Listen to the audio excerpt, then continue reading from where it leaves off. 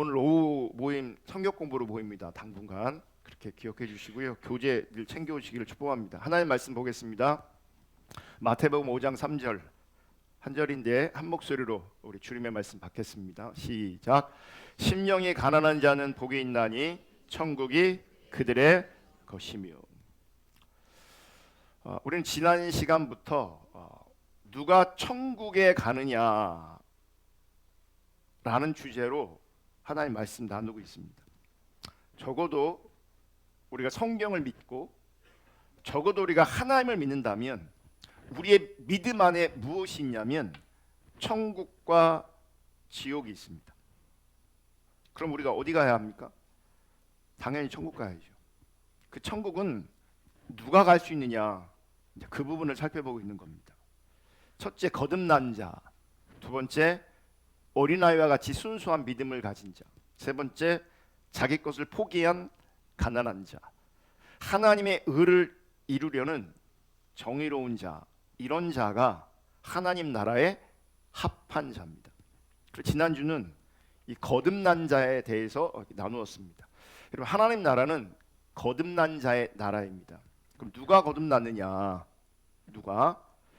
거듭남의 현상과 결과가 있는데 그것은 회개와 하나님 아버지의 뜻에 순종하는 겁니다. 그러니까 거듭났으면 여기 이마에 써져 있는 게 아니잖아요. 나는 거듭났다 써 있는 게 아니거든요. 이게 웃고 있으면 거듭난 겁니까? 아니에요. 몰라요. 그러니까 예상하는 거죠. 성경적으로 예상하는 거예요. 그러니까 거듭난 자의 결과를 보면서 이 사람 거듭났구나, 아니 이 사람 아직 거듭나지 않았구나라고 진단할 수 있는 거예요. 거듭난 사람의 결과는 회개, 그리고 아버지 뜻에 순종하는 거예요. 아버지의 뜻을 추구하거나 순종하지 않으면 왜 그러냐? 거듭나지 않아서 그런 거예요. 거듭난 사람이, 물과 성령으로 다시 태어난 사람이 하나님의 뜻을 따르게 돼 있어요. 아멘. 두 번째, 하나님 나라에 들어가는 자, 천국에 합당한 자, 어린아이 같은 자입니다. 그러니까 거듭난 자의 특징이 있는데 그 거듭난 자의 특징 중에 하나가 뭐냐면 거듭난 자는 어린아이 같다는 거예요. 예수님은 어린아이를 들어서 하나님 나라를 소유할 사람의 모습으로 어린아이를 예를 듭니다. 마가복음 10장 13절 보면 사람들이 예수께서 만져주심을 바라고 어린아이들을 데리고 오매 제자들이 꾸짖거늘 예수께서 보시고 노하시어 이르시되 어린아이들이 내게 오는 것을 용납하고 금하지 말라. 하나님 나라가 이런 자의 것이니라.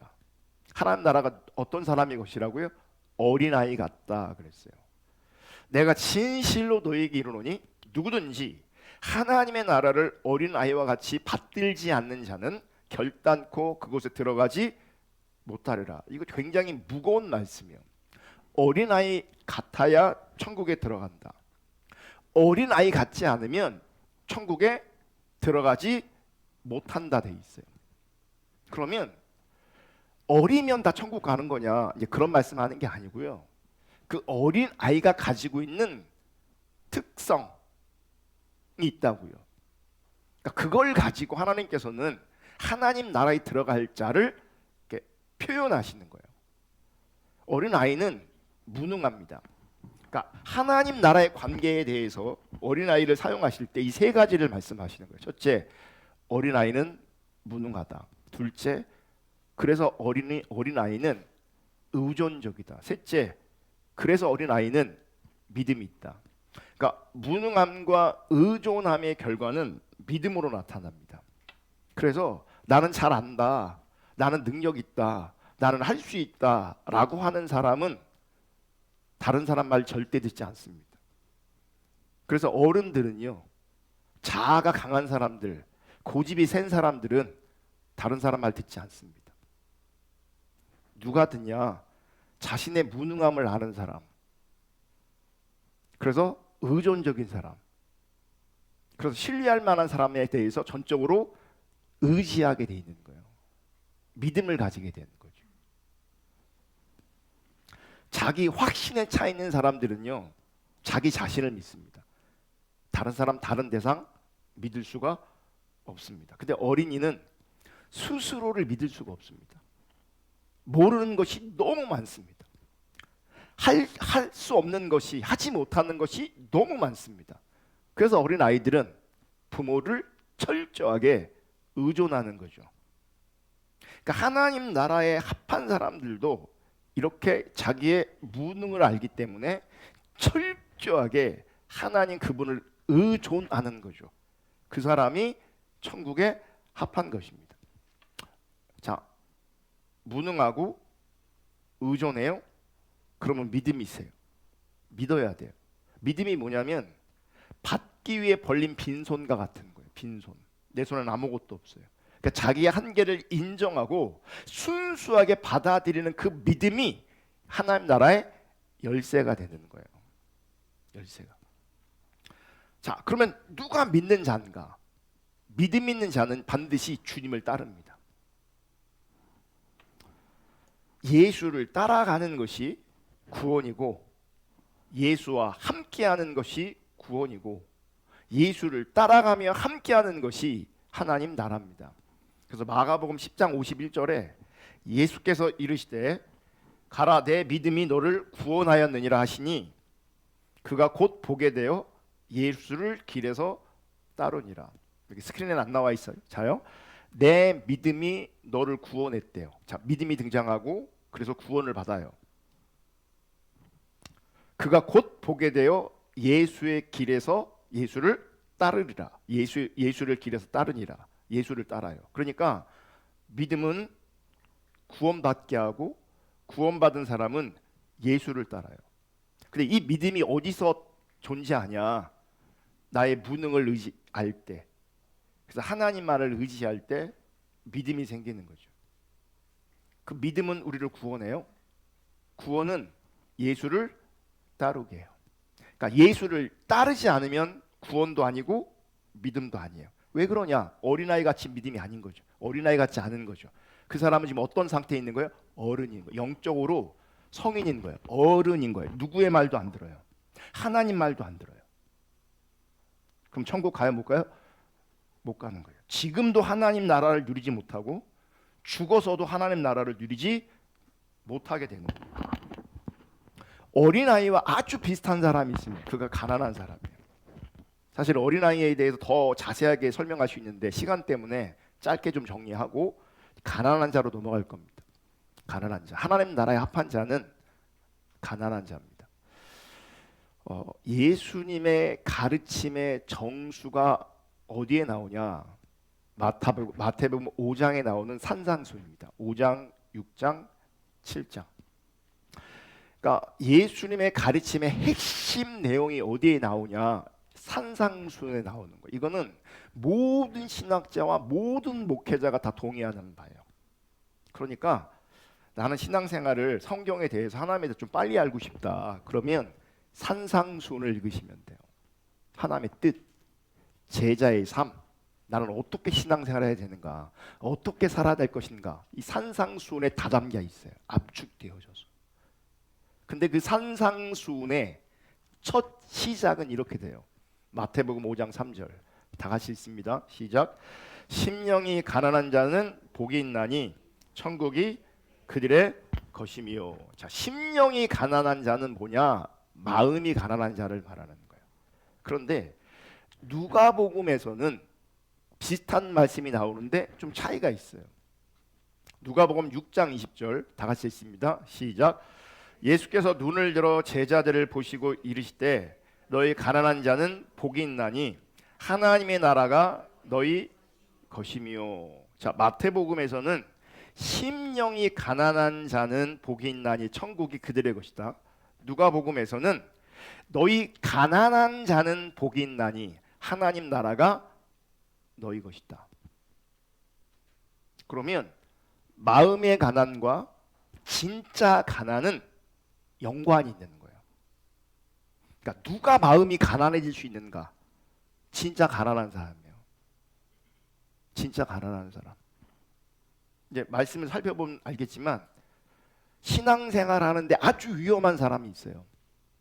그리고 신앙생활을 잘할 수 있기를 잘해야 되는데 잘하지 못하는 구조를 가진 사람들이 있어요. 누군지 알아요? 부자예요. 부자예요. 부자는 그런 영적으로 위험한 사람들이에요. 왜요?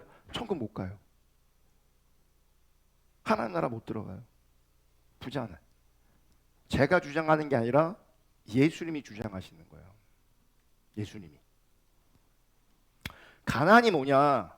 가난은 텅 비어 있는 걸 말해요. 아무것도 없는 걸 말해요. 그럼 어떤 사람은 난 가난한 이렇게 생각할 수 있거든요. 근데 가난도 두 가지가 있어요. 실제로 없을 수 있어요. 근데 있기를 원하는 사람은 그건 성경이 말하는 가난이 아니에요. 진짜 없어야 돼요. 없는 거예요. 없어야 돼요. 가득 차 있는 건 부자죠. 아무것도 없는 텅 빈 상태가 가난이에요. 그러니까 경제적으로 가난하다. 이게 뭐겠어요? 돈이 없는 거예요. 돈이 없어요. 마음속을 채우고 있는 자기 확신이 없어. 텅 비어 있어. 그게 마음의 가난이죠. 어린아이와 대조를 이루는 사람이 지금 어른인데 이 어른은 어떻게 성경은 묘사하고 있냐면요. 율법의 행함으로 말미암아 스스로를 구원하려고 하는 거예요. 그게 거짓 신앙이에요. 자기 자원을 의지하는 거예요. 자기 자원을 의지한다고. 자기를 의지한다고. 그게 영적으로 어른인 거예요. 근데 영적으로 어른이면 천국에 합하지 않아요. 성경은 어린아이 같아야 천국에 들어갈 수 있다라고 말해요. 가난하기 때문에, 마음이 가난하고 실제로 가난하기 때문에 누구만 의지할 수밖에 없냐면 하나님만 의지할 수밖에 없는 거예요. 아무것도 없기 때문에 이 사람은 모두 쉽냐면 포기도 쉬워요. 그래서 예수님께서 새로운 시대를 열으셨을 때 포기가 쉬워요. 왜냐면 가진 게 없으니까. 나를 따르라. 네! 이게 돼요. 금방 돼요. 가진 게 없어서, 누릴 게 없어서, 버릴 게 없어서, 포기할 게 없어서 나를 따르라 했을 때 쉬워요. 근데 부자는 어렵습니다. 그래서 가난한 자가 천국을 차지하게 되는 거죠. 그럼 부자를 우리가 살펴봐야 돼요. 왜 부자를 살펴봐야 되냐면 우리가 부자 되기를 원하거든요. 우리 자본주의를 살아가고 있잖아요. 여기 있는 대부분의 많은 사람들이 신앙생활도 잘하고 싶은데 한편으로는 부자 되고 싶어해요.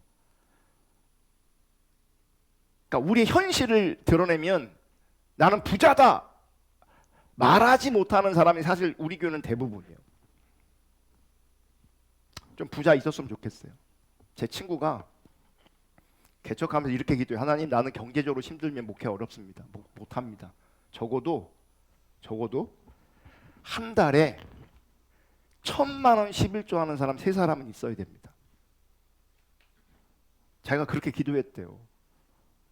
나도 할 걸. 그래서 그 친구는 경제적 어려움이 없어요. 그 교회는 작은데 부자들이 있어갖고 재정은 빵빵한 거예요. 그 얘기를 들으니 부럽더라고요. 우리 교회는 그 정도 없어요. 우리 교회 11조 1,000만 원 하는 사람 있는가? 제발 있었으면 좋겠는데 없어요. 그 현실은 우리 안에 부자가 없다고요. 문제는 뭔지 아세요? 현실은 부자가 아님에도 불구하고 다 부자 되고 싶어해요. 그 되게 위험할 수 있어요. 여러분, 제가 여러분 부자 되지 말라고 말하는 게 아니에요. 할 수만 있으면 부자 될 수 있기를 주님의 이름으로 축복합니다. 문제는 어떤 부자냐는 겁니다. 누가복음 18장 22절부터 25절 보면 이런 말씀이 있어요. 예수께서 이 말을 들으시고 이르실 때 예수님께서 어떤 말을 들으신 거죠? 내게 아직도 한 가지 부족한 것이 있으니 내게 있는 것을 다 팔아 가난한 자들에게 나눠주라. 여기서 말씀을 잘 보면 네 재산을 네가 가지고 있는 그 모든 것을 팔아서 가난한 자에게 나눠주래요. 그러면 하늘에서 내게 보화가 있으리라. 그리고 와서 나를 따르라. 자, 여러분, 하나님 따라가려면, 주님 따라가려면 내 것이 있으면 주님 못 따라가요. 다 정리하라 그러는 거예요, 지금. 이 얘기는 문자적으로 여러분 재산 다 지금 다 팔으라는 얘기가 아니에요. 나중에 말씀드리겠지만 그게 내 게 아니라는 걸 분명히 인식해야 돼요. 근데 왜 우리가 하나님 앞에 정직하지 못하냐? 왠지 아세요? 내 거라서 그래요. 그럼 주님 못 따라가요. 23절, 그 사람이 큰 부자이므로 말씀을 듣고 심히 근심하더라. 자, 근심하면 주님을 따라가요? 못 따라가요? 못 따라갑니다. 24절, 예수께서 그를 보시고 이르시되 재물이 있는 자는 하나님 나라에 들어가기가 얼마나 어려운지 낙타가 바늘귀로 들어가는 것이 부자가 하나님 나라에 들어가는 것보다 쉬우니라. 자기 소유를 다 팔아 모든 가난한 사람들에게 나눠주고 나를 따르라. 그래야 하늘에 상급이 있다, 하늘에 보화가 있다, 그렇게 가르쳤어요. 그랬더니 관리는 근심에 빠졌어요. 왜 근심에 빠져요? 큰 부자였기 때문에 그래요. 누가복음 18장을 보면 구성이 참 재밌어요. 먼저 아까 읽었던 그 어린아이에 대한 말씀이 나와요. 아까는 우리 마가복음을 읽었지만 누가복음 18장에 어린아이에 대해서 말하고 있어요. 바로 이어서 어린아이와 대조되어지는 이 부자가 나와요. 부자 관리가 나와요. 그 다음에 누가 나오는지 아세요? 삭개오가 나와요. 이게 다 따로 도는 얘기가 아니고요. 다 이게 연결되는 거예요. 그래서 누가복음 18장 16절 17절, 예수께서 그 어린 아이들을 불러 가까이 하시고 이르시되 어린 아이들이 내게 오는 것을 용납하고 금하지 말라. 하나님 나라가 이런 자의 것이니라. 17절, 내가 진실로 진실로 너에게 이르노니 누구든지 하나님 나라를 어린 아이와 같이 받아들이지 않는 자는 결단코 거기 들어가지 못하리라. 이 말씀 이어서 이 부자 관원에 대해서 나오거든요. 관리에 대해서. 18절, 어떤 관리가 물어 이르되 선한 선생님이요 내가 무엇을 하여야 영생을 얻으리까? 자, 예수님께 찾아 나왔어요. 그러면서 뭘 물어요? 어떻게 하면 영생을 얻을 수 있습니까? 라고 물어요. 그러니까 이분의 관심이 지금 영생에 있어요. 되게 신앙적이죠. 되게 고상하죠. 되게 거룩하죠. 그죠? 그러면 본인은 어떻게 인식하겠어요? 자신을 신앙적으로 인식할 거예요. 그리고 이 영적인 갈망이 그 안에 있는 거예요. 지금 어떻게 하면 영생을 얻을 수 있습니까?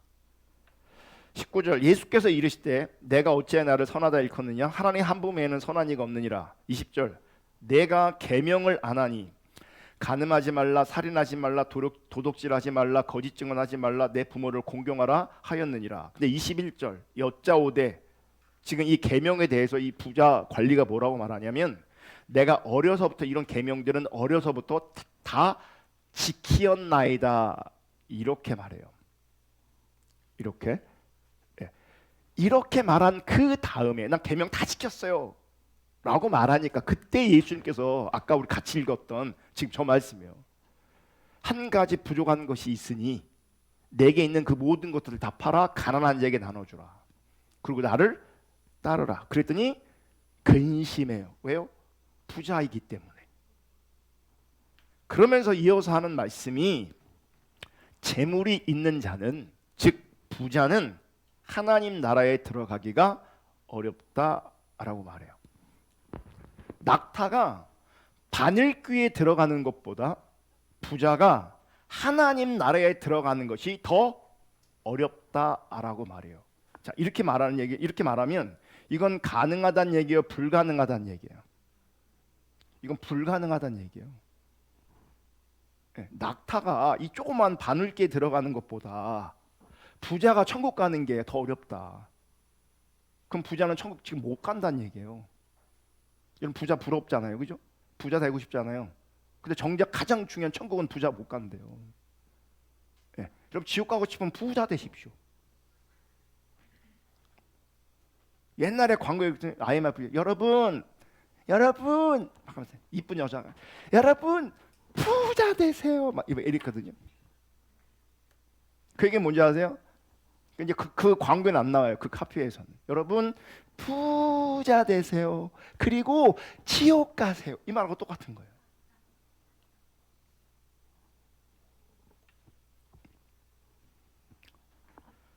왜 부자가 하나님 나라에 들어가기가 어렵다고 말씀하시는가? 그리고 그 표현을 보면 부자는 천국 가는데 불가능한 것처럼 말씀하시는가? 당시 관리는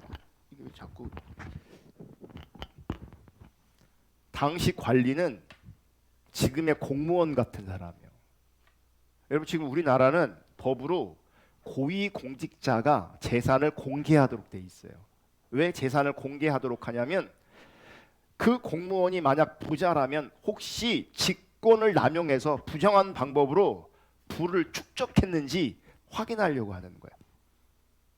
그래서 부정한 방법으로 부를 축적한 사람이 확인되어지고 법적으로 처벌받지 않아도 국민이 그걸 보면 다음에 그를 국민은 신뢰하지 않거든요. 표를 주지 않을 거거든요. 당시에도 비슷해요.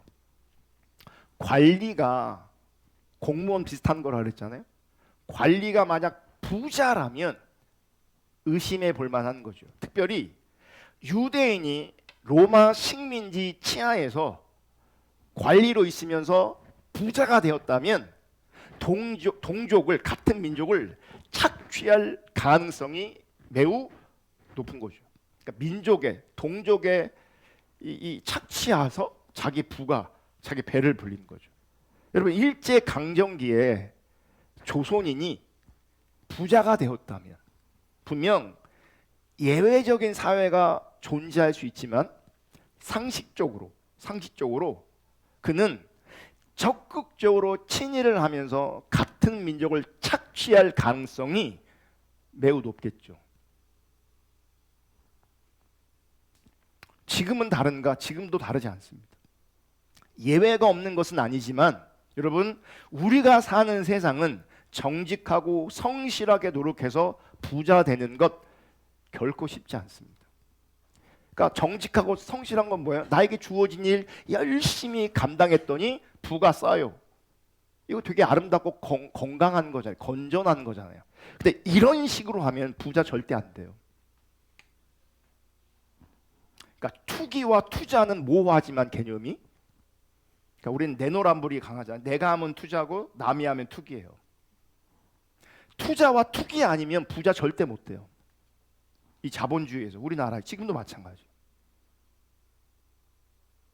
그 사람들이 투자하려고 투기하려고 이 얘기는 한탕 해먹으려고 큰 수익을 내보려고 애쓰고 힘쓰는 거죠.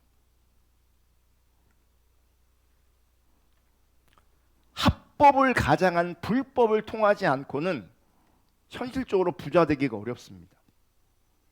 또한 이 죄악 세상에서 합법일지라도 하나님의 공평과 정의의 법을 위반하면 세상에서는 합법이지만 하나님 관점에서는 불법입니다. 그래서 부자는 하나님 나라에 가기에 대단히 어려운 거죠. 여러분, 저거 오늘 이제 이번에 설교 준비하면서 제가 깨달은 건데, 그래서 오늘 관리라는 이 단어를 주목하다 보니까, 관리라는 단어를 주목하다 보면 이 사람은 나쁜 놈일 가능성이 되게 높은 거예요. 부정하고 동족을 착취하고 나쁜 놈일 수 있는 가능성이 농후한데 성경을 보면 그분은 종교적 삶을 아주 잘 살았어요. 계명을 어렸을 때부터 잘 지켰다고 본인이 얘기하고 있어요. 자, 계명을 잘 지켜도 종교적 삶을 살아도 오늘 본문에 지금 같이 읽은 말씀에 근거해서 재산을 나눠주지 않으면 그분은 하나님 나라에 합하지 않아요. 이 얘기는 구원받지 못한다는 거예요. 종교적 삶을 잘 살았어요. 내 재산을 내가 움켜쥐고 있어. 이거 나누지 않고 있어. 그분은 구원 못 받는다는 얘기예요. 또 모두 우리가 생각할 수 있냐면 종교적 삶을 사는데 나쁜 놈이야. 종교적 삶을 사는데 나누지 않아. 우리 시대 그리스도인이 이렇게 비춰지고 있어요. 넷플릭스 보세요. 나쁜 놈이에요. 종교적 삶을 살아요. 부자예요. 하나님 나라에 합하지 않아요. 그랬더니 이렇게 말씀하니 예수님의 말씀을 들은 주변에 있는 사람들이 이렇게 질문해요. 그리고 그 질문은 부정적이에요. 왜 부정적이냐? 자기들도 부자 되고 싶거든요. 26절 27절 듣는 자들이 이르되 그런즉 누가 구원을 얻을 수 있나이까? 자, 부자는 구원 못 받는다고 얘기하니까, 부자는 천국 가기 힘들다고 말하니까 바로 뭐라고 얘기해요? 그러면 누가 구원 받을 수 있는 거냐고. 그렇게 말씀하시면 누가 하나님 나라에 들어갈 수 있냐고, 누가 구원을 얻을 수 있는 거냐고 이렇게 얘기해요. 왠지 아세요? 자기도 부자 되고 싶거든요. 근데 만약 자기들이 부자가 되면 구원 받아요, 못 받아요? 못 받잖아요. 그러면 그런 식으로 말하면 누가 구원 받을 수 있냐 이렇게 따지는 거예요. 부정적으로 말하는 거예요. 그랬더니 27절 이르시되 무릇 사람이 할 수 없는 것을 하나님은 하실 수 있느니라. 결국 이 본문의 결론은 부자는 하나님 나라에 못 들어간다는 말이 아니라 하나님의 능력으로 가능하다는 얘기예요. 그럼 그게 어떻게 가능하냐? 부자가 구원받을 수 있는 유일한 길, 그게 삭개오를 통해서 말씀하시는 거예요. 그러니까 삭개오처럼 변화되지 않으면 부자는 구원 못 받아요. 하나님의 능력으로 삭개오처럼 변화되어지면 그 사람은 부자라도 구원을 받아요. 볼게요. 누가복음 19장 2절 삭개오라 이름하는 자가 있으니 세리장이요 또한 부자라. 나쁜 놈이에요.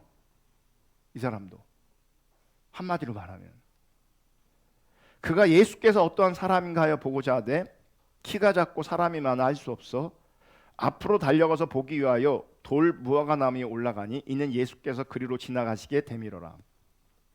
예수께서 그곳에 이르사 쳐다보시고 이르시되 삭개오야 속히 내려오라 내가 오늘 내 집에 유하여야 하겠다 하시니 급히 내려와 즐거워하며 영접하거늘. 여러분은 예수님을 이렇게 즐거워하시고 예수님을 영접할 수 있는 은혜가 있기를 축복합니다. 예수님 즐거워해야 돼요. 예수님 사랑해야 돼요. 7절 무사람이 보고 수군거려 이르되 저가 죄인의 집에 유하러 들어갔도다 하더라. 삭개오가 서서 주께 여짜오되 주여 보시옵소서 내 소유의 절반을 가난한 자들에게 주겠사오며 만일 누구의 것을 속여 빼앗은 일이 있으면 내 갑절이나 갚겠나이다. 예수께서 이르시되 오늘 구원이 이 집에 이르렀으니 이 사람도 아브라함의 자손임이라. 자, 삭개오는 세리장이었어요. 지금으로 말하면 서무서장쯤 될 겁니다. 그리고 당시 세금의 목적은 로마에 상납하는 거죠. 세리는 누구예요? 세금 징수 대행업자가 되는 거죠. 근데 지금 삭개오는 뭐라고? 세리장이라고요. 직급이 높다고요. 세리 중에서도. 그러니까 우리식으로 말하면 세리는 일제 강점기에 친일파 앞잡이 정도가 되는 거죠. 그래서 세리는 대부분 부자였어요. 그럼 세리장은 더 부자겠죠. 그럼 보세요. 삭개오는 구원받았을까요? 구원받지 못했을까요? 구원받았어요. 9절 예수께서 이르시되 오늘 구원이 이 집에 이르렀으니 이 사람도 아브라함의 자손이미로다. 부자인데 삭개오는 구원을 받았어요. 그리고 오늘 삭개오 된 얘기를 보면 앞에 나왔던 관리는 종교적 삶을 살았거든요. 어려서부터 계명을 잘 지켰다는 말이 있거든요. 근데 삭개오는 그런 말이 있어요, 없어요? 없어요. 앞에 나오는 부자 관리는 영생을 사모하는 마음이 있었어요. 삭개오는 그런 표현도 없어요. 그럼 삭개오는 어떻게 구원을 받은 것이냐? 표면적으로 보면 가난해졌기 때문이에요. 가난한 자가 하나님 나라를 얻어요. 삭개오는 부자였지만 가난해졌어요. 하나님 뭐 하신 거예요? 그를 가난하게 하신 거죠. 부자는 천국 가기 어렵대요. 근데 하나님 하실 수 있대요. 그럼 뭘 하신다는 거예요? 가난하게 하신다는 거죠. 그래서 구원하신다는 거죠. 삭개오는 재산 절반을 가난한 자들을 위해서 포기했어요. 자기 재산 절반을 내놨다고요. 절반을. 그리고 또 뭐라 그래요? 내가 속여서 빼앗은 것이 있다면 그건 4배로 보상한대요. 그럼 자기가 재산을 가지고 있는데 반은 이미 내놨어. 그리고 반 중에서도 속인 것에 대해서 보상으로 4배를 다 갚는데, 그러면 본인은 어떻게 되는 거예요? 가난해지는 거죠. 가난해지는 거죠. 다음 주에 그럼 왜 사람들은 가난해질 수 있는가? 어떻게? 하나님 무슨 일을 하신 건가? 그걸 살펴볼 건데, 어쨌든 삭개오는 가난한 자가 되었고 대신 하나님 나라를 얻었어요. 하나님 나라를. 이게 복이죠. 자, 이 땅에서 부자였다가 지옥 가는 게 복입니까? 이 땅에 가난했는데 천국 가는 게 복입니까? 여러분 뭘 선택하겠어요? 둘 중에 하나 선택하라고요. 둘 중에 하나. 우리는 꼭 이 땅에서 부자고 천국도 가고 요걸 자꾸 이게 돌아가거든요. 둘 중에 하나. 부자로 살다가 지옥 갈래요? 가난하게 살다가 천국 갈래요? 뭐라고요? 부자예요? 네. 저분은 왜 그런지 아세요? 가난해서 그래요. 쉽게 얘기해요. 그래서 죄송해요. 근데 조금 쥐고 있는 사람들은 고민될 거예요. 이거 포기하는 게 어렵거든요. 삭개오가 왜 구원받는지 아세요? 절반 떼어냈다니까요. 속여서 얻은 재물 4배나 다 갚아버렸다니까요. 어떤 분들은 이런 질문을 하게 될 거예요. 가난이 자랑이냐? 가난하다고 구원받을 수 있으면 세상 모든 거지들은 하나님 안 믿어도 예수를 부인해도 죄를 짓고 악하게 살아도 구원받는 것이냐? 가난 때문에. 물론 그렇지 않죠. 무조건 가난하다고 구원받는 게 아니에요. 가난이 구원의 조건이 아니에요. 근데 가난이 가지고 있는 놀라운 비밀이 있어요. 야고보서 2장 5절. 야고보서 2장 5절. 내 사랑하는 형제들아 들을지어다. 하나님이 세상에서 가난한 자를 택하사 믿음에 부유하게 하시고 또 자기를 사랑하는 자들에게 약속하신 나라를 상속으로 받게 하지 아니하셨느냐. 가난 자체로 구원받는 게 아니라 가난은 믿음을 가져오게 해요. 가난 때문에 믿음으로 부유할 수 있는 일이 생기는 거예요. 부자면 그게 안 돼요. 그게 안 돼요. 그리고 말씀을 잘 보시면 가난한 자를 택하사 믿음에 부유하게 하시고 또 자기를 사랑하는 자에게, 그럼 이 자기를 사랑하는 자는 누구겠어요? 가난한데 주님을 사랑하는 거예요. 가난하기 때문에 주님을 사랑하는데 그 사람이 믿음에 부유한 사람인 거예요. 그 사람이 뭐가 주어져요? 약속하신 하나님 나라를 얻게 되는 거예요. 그 사람이. 그러니까 믿음의 부여는 무엇이냐면 다른 거 아니에요. 주님 사랑하는 거예요. 자, 우리가 언제 가장 행복하냐? 사랑받고 사랑할 때예요. 제가 지난 시간에도 그런 얘기 한 것 같은데 어떤 사람이 나를 막 죽도록 사랑해. 근데 스토커야. 그럼 그 사람이 날 사랑하는 건 기쁨이, 행복, 만족이 아니죠. 그건 스트레스죠. 공포죠. 그래 안 그래요? 그러니까 누군가를 나를 사랑하는 거는 잠깐 생각하면 되게 좋은 일 같지만 내가 사랑하지 않는 사람인데 그 사람이 나를 사랑해서 막 나만 쫓아다니면 그거는 불행이에요. 그래 안 그래요? 그죠? 그럼 진짜 행복은 뭔지 아세요? 내가 사랑하는 거거든요. 문제는 나만 사랑하면 그럼 행복한 거냐? 나만 사랑하지만 내가 스토커가 될 수 있다고요. 그럼 나는 감옥 가게 된다고. 잘못하면. 제일 좋은 게 뭐예요? 사랑받고 사랑하는 거거든요. 이게 제일 좋은 거예요. 그러면 사랑받고 사랑할 수 있는 관계에 이거는 여러분 사람을 통해서는 안 돼요. 사람을 통해서는 안 된다고요. 왜 안 되냐면 내가 사랑할 수도 없고 그 인간이 나를 사랑할 수도 없어요. 아멘. 기대하지 말라고. 제발 기대하지 말라고. 어디서 이게 되냐? 하나님의 사랑을 받고 내가 하나님 사랑할 때, 이때 가장 행복한 거예요. 이때 믿음의 부유함이 있는 거죠. 여기에 하나님 나라가 임하는 거예요. 이미 온 하나님 나라가 거기에 임하는 것이고 아직 하나님 나라를 내가 뭐 할 수 있어요? 사모하고 갈망할 수 있는 거죠. 기대하며 살 수 있는 거죠. 부자는 이게 다 깨진다고요. 왜요? 하나님 의지하는 게 아니라 세상을 의지하고 돈을 의지하고 있어요. 이미 그렇게 돼 있어요. 이미. 믿음을 부여하지 않아요. 그 얘기 뭔지 아세요? 그분은 하나님 사랑하는 게 안 돼요. 왜 안 되는지 아세요? 사실 돈을 더 사랑해요. 아까 부자 관원이 어떻게 하면 영생을 얻을 수 있습니까? 그러고 있잖아요. 사실은 돈을 더 사랑해요. 사실은. 돈 사랑하는 걸 깔아놓은 자리에서 심심하니까 세상 뭐 쾌락도 좀 누리고 그거 질려버리니까 이제 고상하게 종교적으로 자기를 채우려고 하는 거야. 어떻게 하면 영생을 얻을 수 있을까? 어디 가면 좋은 말씀 드릴 수 있을까? 뭐가 본질적인가? 이러고 다니고 있는 거예요.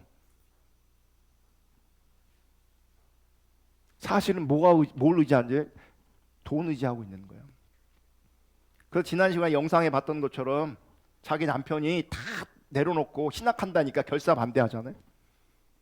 사실은 남편을 통해서 혹은 부모를 통해서 자기 삶을 의지했던 것인데 신앙생활은 취미생활로 했던 것인데 이게 무너진다고 생각하니 결사 반대하는 거예요. 나 못하겠다는 거예요. 그거 주님 앞에 올인 안 되는 거예요. 하나님께 올인 안 되는 거예요.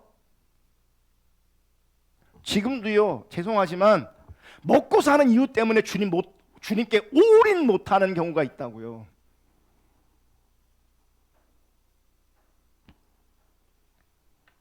가난은 믿음을 가져와요. 가진 것이 없는 자가 하나님께 의존하게 돼 있어요. 죽을 병에 걸린 자라야 가난한 마음으로 하나님께 의존하고 하나님의 은혜를 절박하게 구하게 돼 있어요. 그래서 웃기는 게 제가 이렇게 가만히 보면요, 별것도 아닌 아픔에 대해서 하나님 앞에 막 원망해요. 근데 훨씬 심각한 병에 걸린 어떤 사람들은 하나님 앞에 겸손하게 낮아져서 주님을 의지하고 있어요.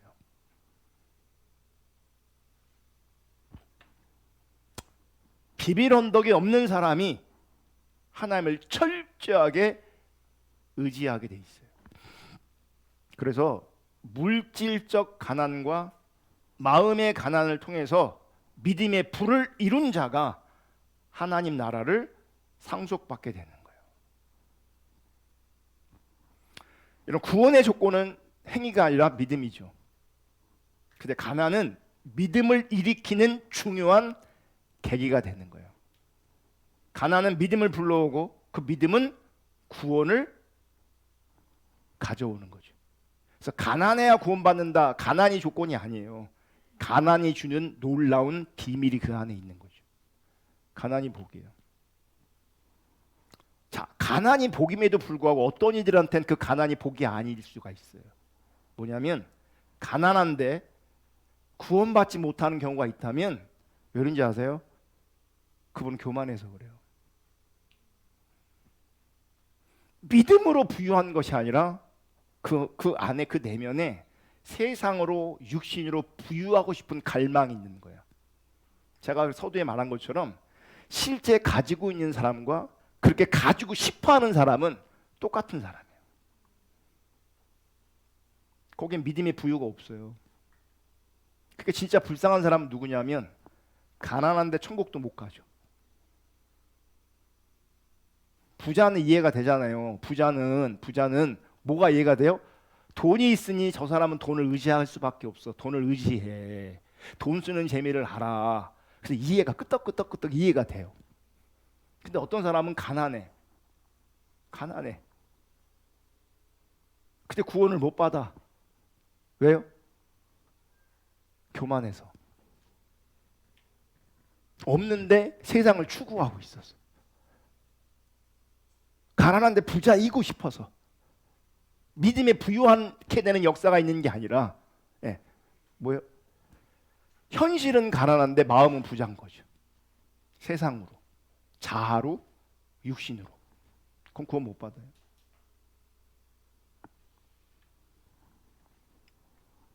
인생의 한계 가운데, 인생의 한계 상황에서 건강의 가난, 경제적 가난, 인간관계의 가난이 찾아오면 교만한 사람도 하나님 앞에 무릎을 꿇게 되는 겁니다. 이게 정답 같은 진리인데 아무리 외쳐도 공감을 못해요. 많은 사람들이. 돈 따라가고 사람 따라가면 행복하냐? 행복하지 않다니까요. 부자 좋아요. 부자 왜 좋으냐? 누릴 게 많아.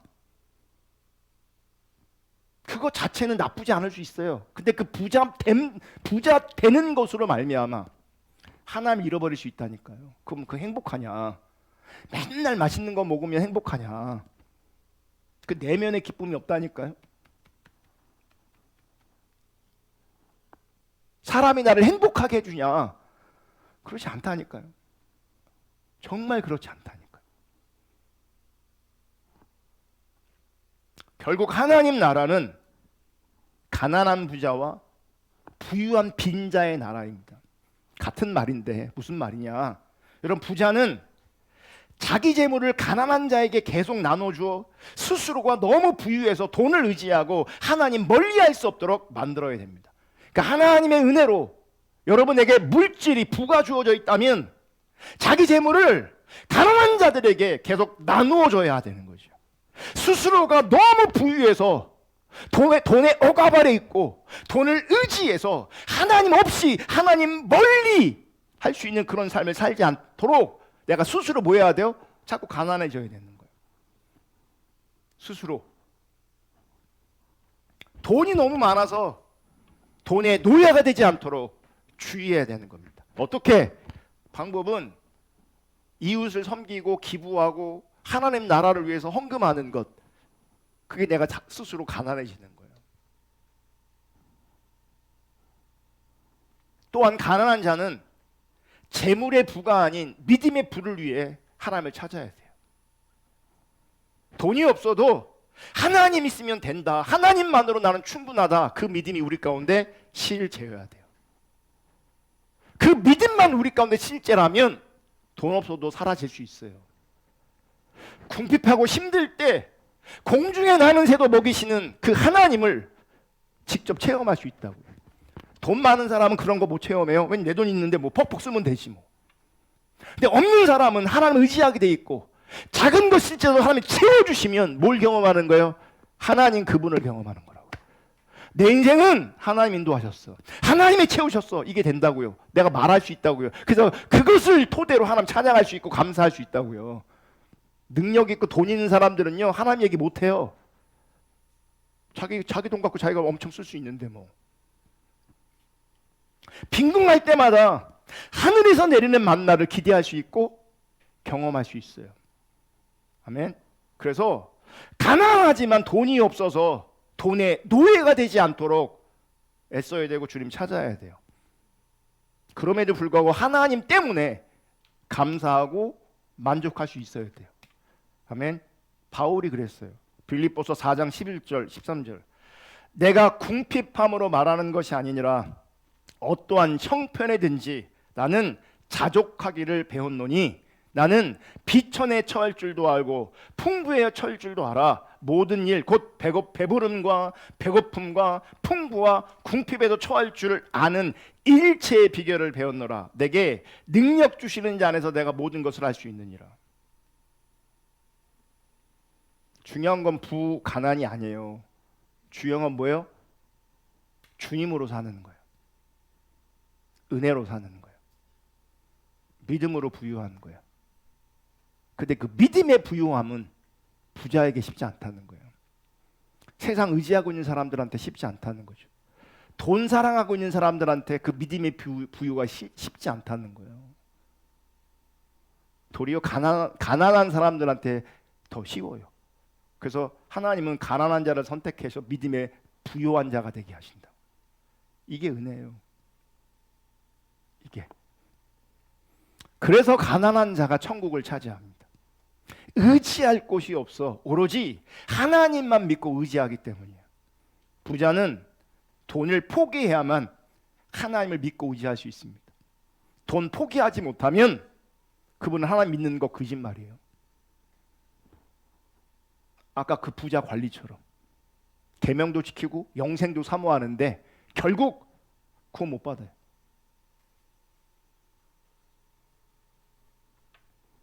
가난하든 부유하든 돈이 아닌 하나님을 인생의 주인 삼을 수 있기를 주님의 이름으로 축복합니다. 그게 참신앙이에요. 요셉을 다 아실 겁니다. 형들에게 팔려서 보디발 장군의 노예가 되었습니다.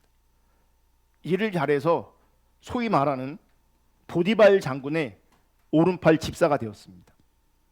그러니까 밑바닥 노예로 있다가 오른팔 집사가 되었어요. 보세요. 밑바닥 노예로 있는 것보다 장군의 오른팔 집사로 있을 때 많은 것들을 누리게 됩니다. 누릴 수 있게 됩니다. 하지만 요셉은 여전히 노예입니다. 밑바닥에 있을 때나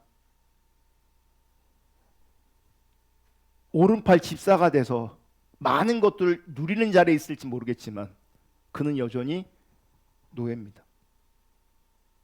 하나님이 여러분에게 복 주실 수 있고 내 신앙과 상관없이 어떤 사람은 많은 것들을 누릴 수도 있습니다. 하지만 분명한 것은 우리 모두는 하나님의 종입니다. 무슨 얘기냐? 내가 물질의 주인 될 수 없다는 겁니다. 내가 내 인생의 주인 될 수 없다는 겁니다. 만약 내 인생의 주인이 나라면, 내 물질의 주인이 나라면 기억하십시오. 이건 절대적 진리입니다. 절대적 진리입니다. 변하지 않은, 변할 수 없는 진리입니다. 내가 물질의 주인으로 살면, 내가 내 인생의 주인으로 살면 그분은 구원받지 못합니다. 인생 살아보십시오. 자기가 자기 인생의 주인이 아닌 걸 어느 날 깨닫게 될 겁니다. 그리고 구원도 못 받습니다. 하나님 나라가 그곳에 있지 않습니다. 부자이지만 기꺼이 내어놓을 수 있다. 왜? 내 거 아니니까. 여러분, 하나님 앞에서 정직하고 진실하게 예물 드리지 못하는 인생이 있다면, 정직하고 진실하게 헌금 생활 못하는 인생이 있다면 물질의 주인이 당신이기 때문에 그렇습니다. 그분은 믿음으로 부유한 자가 아니라 그 물질을 의지하고 있는 세상으로, 돈으로, 육신으로 부유한 자기 때문에 그렇습니다. 그래서 헌금 생활 하나도 정직하게 못하는, 헌금 앞에서 하나님 하나님께 드리는 그 예물 앞에서 근심하고 있는 거예요. 그 관리처럼. 구원 못 받아요. 교회 나왔, 그 부자 관리 교회 다녔어요. 안식일 지켰어요. 헌금했어요. 온갖 계명 다 지켰어요. 근데 물질의 주인이 자기예요. 구원 못 받아요. 하나님 나라가 그곳에 있지 않아요.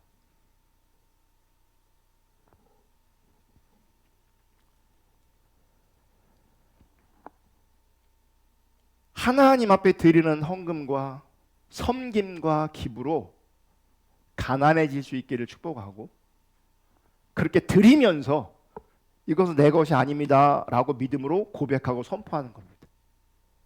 11조 드리면서 물질 내 거 아닙니다, 이거 하나님 겁니다, 신앙 고백하는 겁니다. 아까 삭개오가 뭐래요? 불이하게 얻은 재물이 있다면 그 4배나 갚는다 그랬어요. 하나님께 마땅히 드려야 되는 거 감춘 거 4배로 토해내셔야 돼요. 어떻게 보면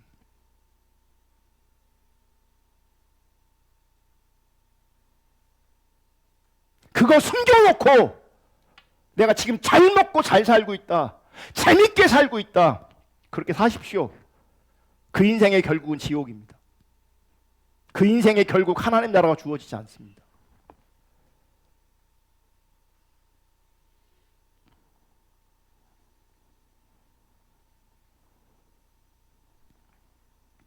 그래서 헌금하고 섬기고 기부하고 스스로 가난해지는 삶을 통해서 그 사람의 믿음이 진짜인가 가짜인가가 드러나는 거예요. 종교적 삶으로 그 사람이 진짜냐 가짜냐로 드러나지 않아요.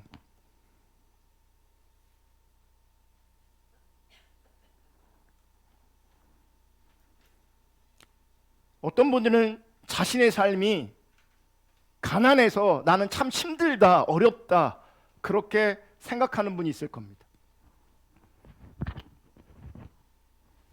실제 가난하지만 그 가난함을 통해서 마음의 가난한 자가 되시고, 그러므로 말미암아 믿음의 부유한 자가 될 수 있기를 주님의 이름으로 축복합니다. 믿음의 부유한 자는 하나님만 의지하고 하나님만 사랑하는 자입니다. 물질적인 어려움이 그 인생 가운데 있을지 몰라도 하나님 사랑받고 있기에, 내가 하나님 사랑하고 있기 때문에 그 사람은 하나님 앞에 있으면 행복합니다. 예배할 때 행복합니다. 세상이 알 수 없고 줄 수 없는 기쁨과 평강이 그 속에 있습니다. 비록 가난하지만. 여러분, 나에게 하나님께서 은혜로 물질과 건강을 주셨습니까? 그 물질과 건강은 내 거 아닙니다. 나에게 주어진 물질과 시간과 건강을 하나님께 드려서 스스로 가난한 자가 되시기를 축복합니다. 이웃에게 나누면서 스스로 가난한 자가 되시기를 주님의 이름으로 축복합니다. 하나님 나라는, 천국은 이런 자의 것입니다.